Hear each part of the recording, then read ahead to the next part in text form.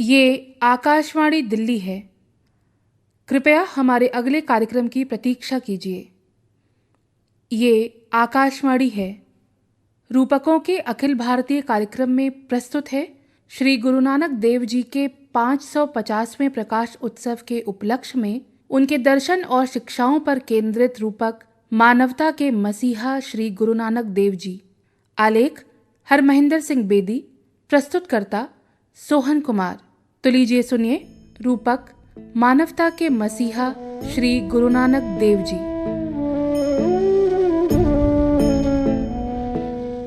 भारत की धरती पर ये वो समय था जब समाज अज्ञान के अंधेरे में भटक रहा था। लोग कुरीतियों के जंगल में फंसे जिंदगी का सच्चा मार्ग भूल गए थे।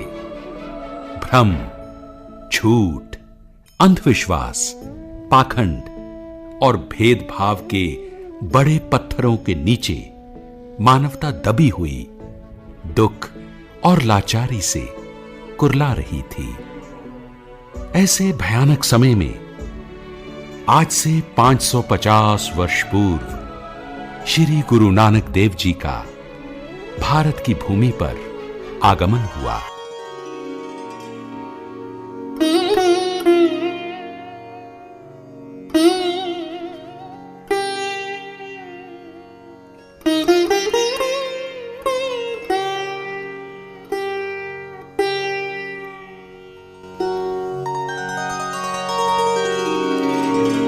सतगुरु नानक प्रगटया,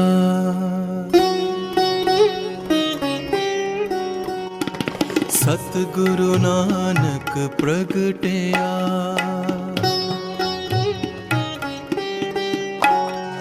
सतगुरु नानक प्रगटया, मिटी धुंध जग चानण हो, मिटी धुंध जग चानण हो।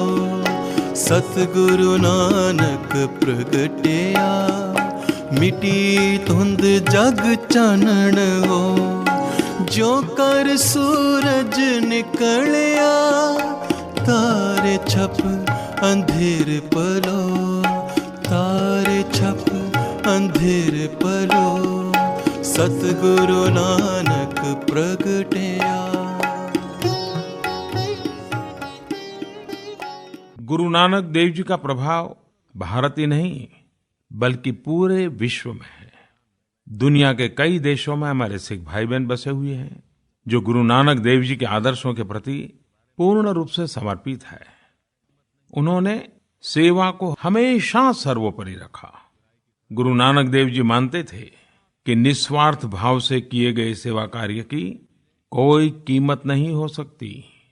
वे छुआछूत जैसी सामाजिक बुराई के खिलाफ मजबूती के साथ खड़े रहे। श्री गुरु नानक देव जी ने अपना संदेश दुनिया में दूर दूर तक पहुंचाया। वे अपने समय में सबसे अधिक यात्रा करने वालों में से थे और जहां भी गए वहां अपनी सरलता, विनम्रता, सादगी, उन्होंने सबका दिल जीत लिया। एक ओंकार सतनाम करता पुरख निर्भव निर्वैर अकाल मूरत अजूनी सैभं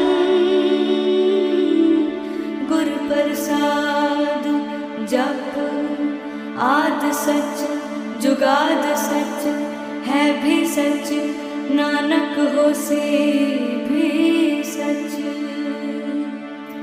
सोचे सोच न होवई जे सोची लखवार, चुपै चुप न होवई जे लाए रहा लिवतार। भुखिया भुख न उतरी जे बन्ना पुरिया पार। सहस्याण पालख होहे ता इक न चले नाल। किव सचियारा होइए किव कूड़े टुटे पाल। हुक्म रजाई चलना नानक लिखिया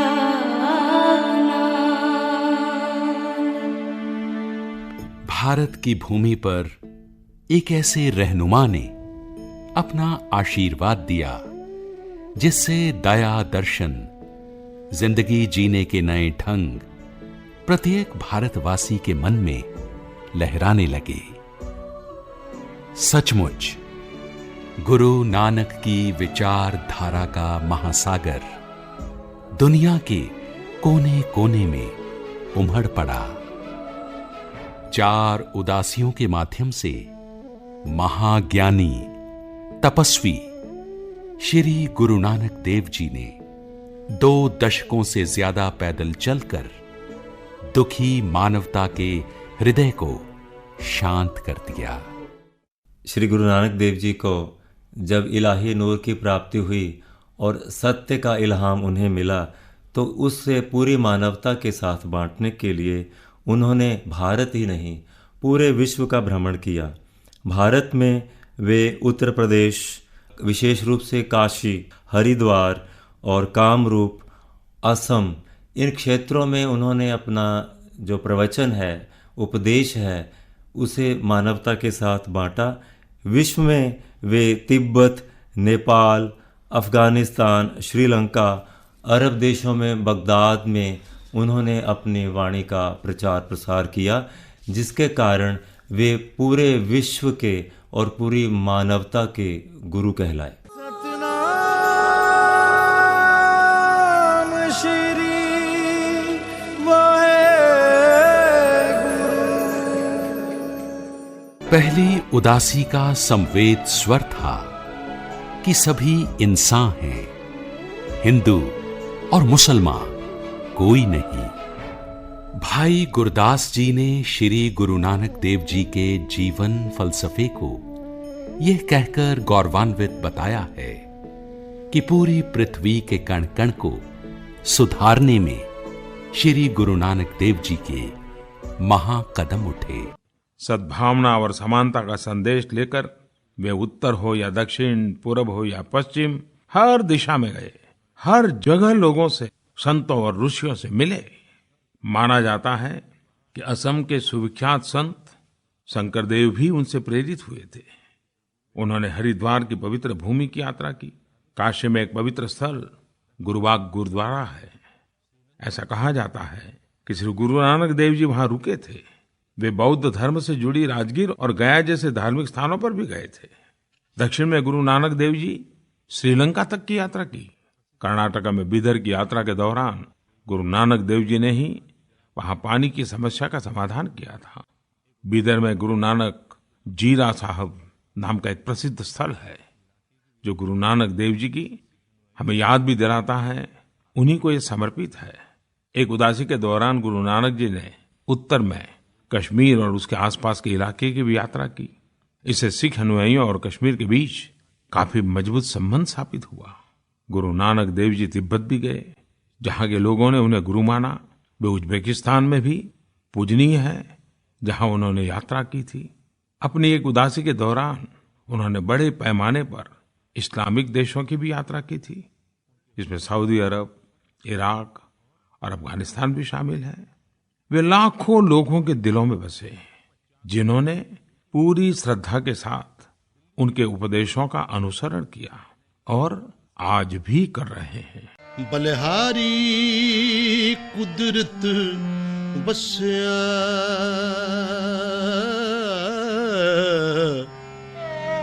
तेरा अंत न जाए लखिया, तेरा अंत न जाए लखिया। बलिहारी कुदरत बसिया तेरा अंत न जाए लखिया, तेरा अंत न जाए लखिया।